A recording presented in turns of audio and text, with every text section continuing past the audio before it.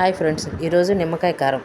దానికి ఫస్ట్ 6 కాయలు బాగా రసం ఉన్న కాయలు కట్ చేసుకొని పిండుకొని పక్కన పెట్టుకోవాలి రసాన్ని.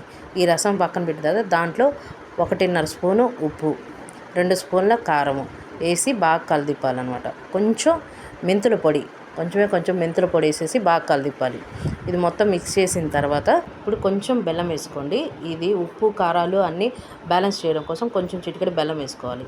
దీంట్లో సన్నగా కట్ చేసుకున్న ఉల్లిపాయలు, కొత్తిమీర కొంచెం వేసుకొని బాగా కలపాలి. ఇది సన్న ముక్కలు, అల్లం ముక్కలు కూడా కొంచెం యాడ్ చేసుకోండి.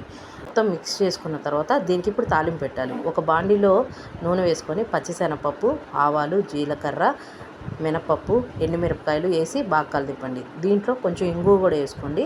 ఇది బాగా వేగిన తర్వాత కరివేపాకు వేసుకోండి. ఇప్పుడు ఈ వేగిన తాలింపు మొత్తాన్ని కారంలో వేసుకుంటే నిమ్మకాయ కారం రెడీ. లాస్ట్లో కొంచెం కొత్తిమీర వేసుకోండి. ఈ నిమ్మకాయ కారం గారెల్లోకి, వేడివేడి అన్నం, ఉత్తపప్పులోకి చాలా బాగుంటుంది.